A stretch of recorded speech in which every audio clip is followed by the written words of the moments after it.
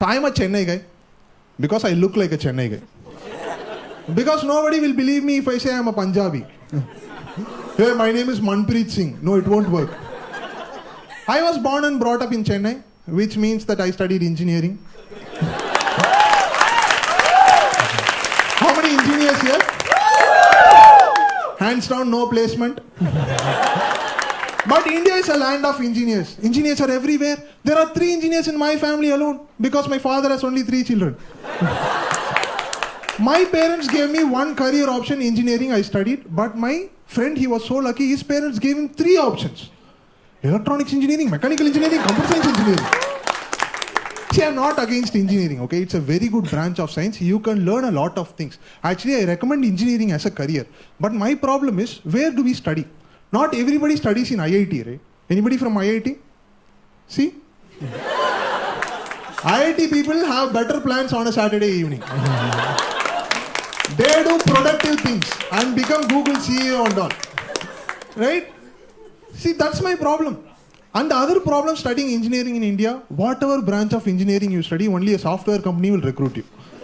I'll tell you what happens in a campus interview, final year interview. All final year students will be here. All IT companies will be here. They will welcome them. Come guys, come. Sir, mechanical, it's okay to come. Sir, chemical, it ends with engineering, no? Get in. They will hire you irrespective of the background and they will train you in everything. C, C++, Java, Oracle, .NET, Butterscotch, Vanilla, Strawberry. After all the trainings, you will get into a project. There your manager will ask you to work in Excel sheet. How do I know? Because I was a software engineer. I used to work for this company called Cognizant, CTS. My mother was very proud. Whenever she introduced me to someone, she always says, my son Manoj, software engineer working in CTS office. But the reality is, I am a software engineer working in MS office. All those Word document, Excel sheet, PowerPoint. Wait, I know I never worked in PowerPoint because PowerPoint is for HR people. For every meeting, they will come up with a PowerPoint presentation which will have 4 slides.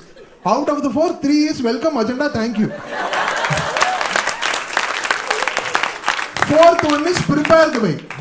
Because it is very important to protect your slides, otherwise someone will copy your welcome agenda, thank you slide. And whenever I say that I am a software engineer to someone, they will ask me this question, Manoj, software engineer, when are you going to on-site? And they will compare me with others. Say, that guy is going, why you are not going? Are you impotent?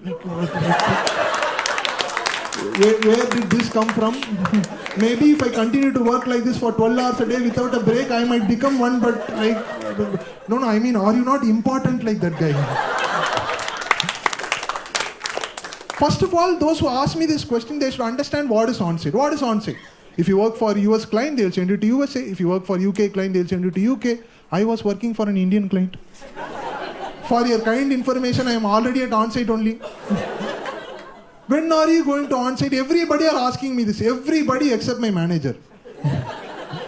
This is when I really get irritated when the HR people, when they recruit you, this is what they say. Sir, passport is the most important joining document. Without that, you are not getting this job. Really? It's been 6 years. My passport has never met a printer in its life. It is as single as me lying in one corner of the room. Never getting touched, just like me. Nowadays, out of guilt, I started using my passport as address proof. Using my passport, I got my Aadhaar card. And I linked both of them. I know it's not needed, but that way I am happy. At least my passport is linked to something. I got my passport using my driving license. I got my driving license using my ration card. Now I have 4 address proofs for one address, which is a rented one.